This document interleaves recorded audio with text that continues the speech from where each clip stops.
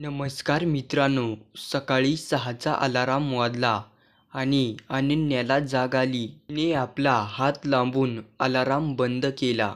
तिने मान ओळून पाहिली तर शरद शांतपणाने झोपलेला होता. ती आता त्याच्यापासून उठून ही फ्रेश व्हायला निघून गेली. अनन्या आणि शरदचे हे नुकतेच आता काही दिवसानंतरच लग्न झालेले होते.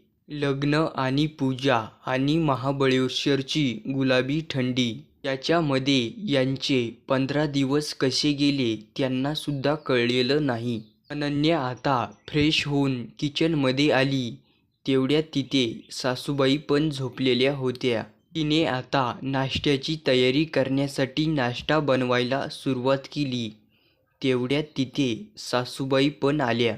अनन्याच्या सासूबाईंनी अनन्याला विचारलं, "अगं अनन्या, काय करतीस बाळा?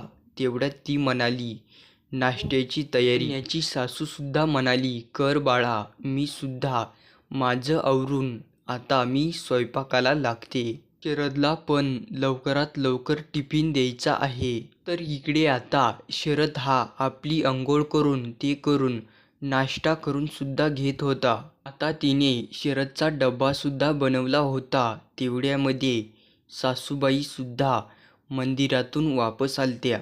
आता अनन्याच्या सासूने अनन्याला विचारलं, भाजीसाठी आज काय केलं आहे? आणि तुला चांगली भाजी तर करता येत आहे ना? त्याचे सासूने खूपच कौतुक केले आणि म्हणाल्या, तुला नॉनव्हेज पण बनवता येत आहे ना?